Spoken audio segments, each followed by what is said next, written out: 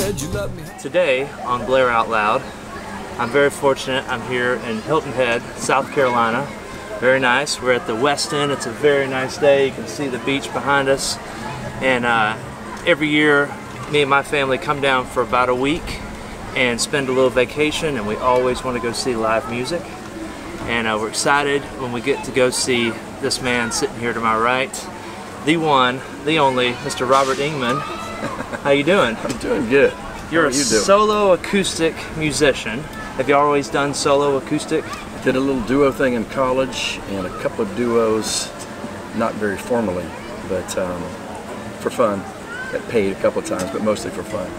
But 95% solo. Yeah. Do you enjoy the solo acoustic act? Like once you got into it, you kind of saw a vision, like, okay, this is what I need to keep doing. Yes. Yeah. Yeah. With the duo, you're kind of worried about the other guy, what he's doing. He's worried about you too. Solo, it's just about you and the crowd. Yeah. 100%. Yeah. So how long have you been playing? Where all do you play? On Hilton Head, this is my 39th season playing. 39. So, okay, I was going to guess 35. 39.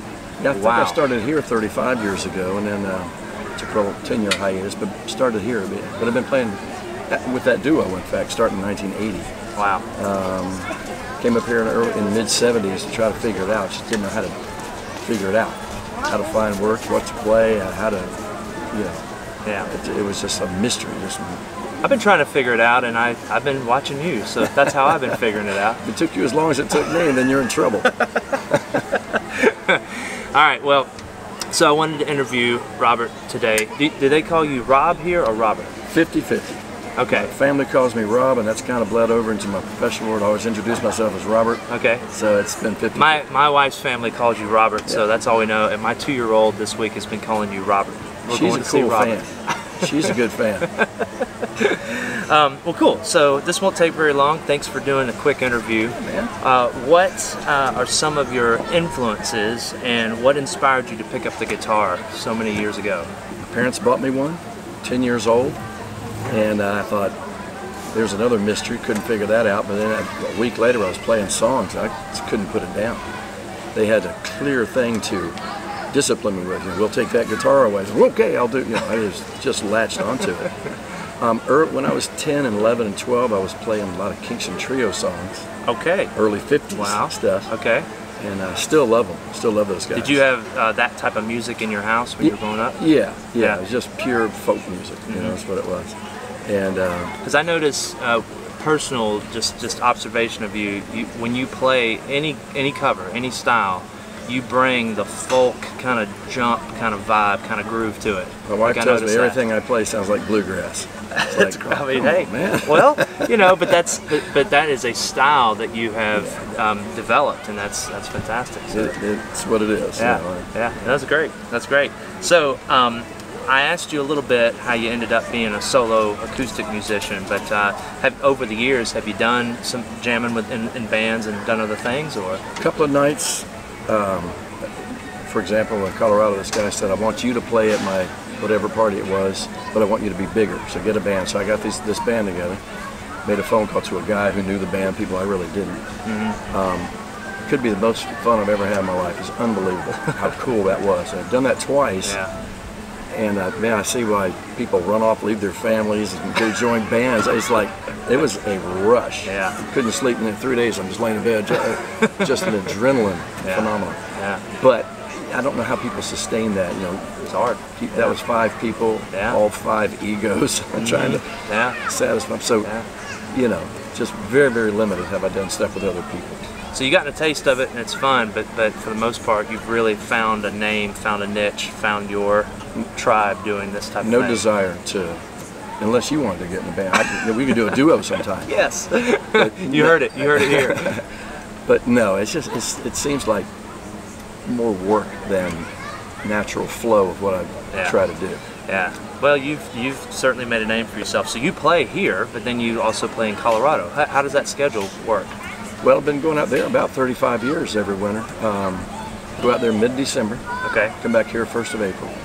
And the season kicks off here in April and goes through about now, actually. So a little overlap in the spring, but I missed the first couple of weeks of the time here. About 3.5 months there, though. Yeah. So So you're a beach guy, and then up there you play in ski lodges, right? Or ski. Am I right about that? Yeah, exactly. It's played the Ritz-Carlton, which has a giant fire pit outside, right at the base of a ski lift. People ski down the mountain and fall onto my stage, and it's just fun. It's a great time. And I'm outside. It's 0 degrees. I'm outside, just bundled. I'm a beach guy. Okay, I've seen this guy play, and it's straight up snowing, and he's outside. I can't believe it. I mean, you're playing, and it's snowing, and it's. How are your hands moving? Well, for one thing, you keep 9 layers of clothes on you. It keeps blood flowing. But I also get those big body warmers, not the hand warmers. Okay. Stick one there. Stick one here. Got 4 of those. Cost me about $30 to play every day. Put gloves on, and hold those hand warmers in there. And it's still cold. And then, are you gripping the guitar like that, or just you dumb it down? You can't play very well like that. Nobody cares. It's pretty amazing, though. I mean, I've seen some footage. I can't imagine. I mean, that seems like a fun gig. It's a blast. It's an absolute blast, but it is a very difficult one. And now, is it dry? Because it's real humid here. Is it dry up there? Very dry. Dry and cold. So 35 degrees there. So your hands are going through a completely different process up there. You've seen what my guitar looks like. It's going through that same process. Do you mind if I, when I edit this down, if I put your guitar on there? Yeah. It's just torn up, and mountain ranges all over the top, and it's split. It's because of it. I told you, I was like, you're making the Willie Nelson guitar. You're like cutting through that pick guard, and it looks terrible.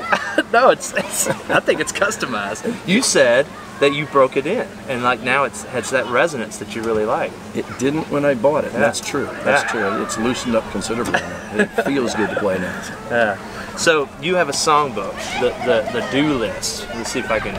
The do list, and it's huge. So do you now every season when I come and see you? Uh-oh, we got some kids coming. Every season when I come and see you, you have kind of a different, like you have a yearly list that you make, right? Yeah. This is 2018 season. How many songs do you think overall are you in your catalog? Overall that you could probably do? They're around 900 in there, maybe a little. They're 900 in here? Maybe about 850 in there, but I could probably do another. Okay, I didn't know there were 900. Oh my gosh, wow. And so, okay, say it again. How many? Probably overall about 900, maybe a little over that. In there, 850 or so, 870. Now, do you like change the amount season to season? I keep adding to it. I don't take any out. I've taken out all the ones I don't like already. So overall, you've got about 900 total in your catalog. Yeah. And everything that you do is in this list. Well, not. Yeah, there are probably another 20 or 30 that aren't on there. But that's what I was wondering. If you end up like for one season, like I'm sick of playing that song, let me take that one out for a while. I've done that. Yeah, and there are 2 or 3, 4 that I'd like to do that too, but you just can't do it. Can't take Sweet Caroline out of there as much as I'd like to. Well, this is amazing. Now you have this huge list. You put it out on everybody's table. Everybody goes through it. You pick from each table, what song, what song, what song. Do you ever have that nervous rush, like they're gonna pick something that you haven't played in ages, and you're like, oh, I don't know if I'll remember it, or? Yeah, that happens a lot. It's funny, some of the ones that I haven't played in 15 years just pop right out, just like you've done them every day. And then there's some that I've learned recently in the last couple of years that are not as embedded. Yeah. And if I go 6 months without playing it, I go into a little mini freak out mode. Just start to ad-libbing every now and then. Not usually it comes out okay, but I get in that mode where I'm really concerned. So you have no iPads. I've never seen you use a song sheet, iPad, any kind of like music stand, nothing. And so you have all of the lyrics, all these songs memorized. Yeah. I mean, to me, 900 songs, that's a lot. Well, in 35 years, it's only 30 a year. I love how you do. That's 3 a month. That's Yeah. So I'm just getting into playing solo acoustic, and I'm starting to do more and more gigs, and I'm trying to. I have the iPad up there, and I keep thinking, at some point I'd like to get off of it, or at least not only have it for certain things, song requests that come out or something like that. What are some of the techniques that you've used over the years to like really memorize those song lyrics? And, what do you do? Well, remember, we're talking 70s and 80s when I was learning songs, so the bulk of them. And so you'd write them out. And I used to write them out and pin them on a wall where I was playing. I could sneak a look, Ah, yeah. The Wreck of the Edmund Fitzgerald was about a 6-foot scroll, you know, so by the time I was in the last verse, I was, you know, falling on the ground trying to find the words. But upon writing them out, you remember them better. Looking at the iPad, you won't, because you don't need to. You won't place it in your mind somewhere. It starts to become a crutch. You just use it. I've realized that after using it for about a year that I don't want it to be, but it does become that. And so you've memorized so many lyrics, and it's really impressive. So you used to write them down, and do you think writing them down actually kind of committed them to memory a little better? It's like when you're reading something, if you read it and you say it out loud, it gets embedded vocally, or audibly and visually. So it's just two places. But this is 2 or 3 ways it's going in there. Yeah. When I first got my printer on a computer, I printed them out. I couldn't remember anything, so I started writing them out again. Oh. By the time I had it written out, I could throw it away because then it was remembered. Yeah. The printing didn't work. So that's pretty amazing to me. This is really helpful.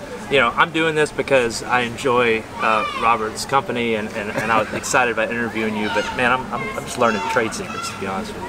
One other thing, if you're looking for trade secrets, if you're having trouble with a little spot in the song, you've got the words written out. Okay. Draw a little picture. And that picture will pop into your head like a Margaritaville, you know. Wasted away in Margaret. Draw a little stupid margarita, and that thing will pop into your head, and you'll never forget it. You'll have and you relate that picture sort of with like a certain verse or a certain lyric line, and it's pretty awesome. So, all right, well that's about it. So let's see, you've got your list back here. You played 6 out of 7 nights down here. Do you do that kind of schedule up in Colorado? 6 days or 7 a night there, yeah. It's afternoons. Yeah. That's hoofing it. It's still only You've been 20. doing that for the 39 seasons? Summer and winter, yeah. Spring and fall back off a little bit. Yeah. Still only 25-hour work week. I mean, hey, that's great. That's great. I mean, you've made this your career. It's awesome. I love it. It's worked out. Yeah. So let's see. Tonight you're playing at the Westin here. You do the Westin every couple of 3 days a week in the season. Okay, 3 days. Yeah. Play at Marley's Island Grill a couple of nights. Then the Quarterdeck in Harbor Town under the lighthouse. One night. That's a nice gig. Yeah. I like where you're set up. It's a real nice scenery behind you. Great little mellow spot. Yeah. Well, this is great. So he's got a gig tonight. He's starting up in a couple of minutes here. So I'm gonna let you go. I really appreciate you taking the time to do the interview, and appreciate being your first one. I mean, just blowing your cover. I should have said your 38th one. I appreciate it. Yeah. So, all right. Well, when I get this edited and put together, I'll send you a copy. I'm probably gonna throw it up on YouTube and probably share it on Facebook. You get the notion to come to the ocean. You've done it for a couple of years. Visions in your head of a pool bar and drinking beers. So you make your plan, load up the minivan.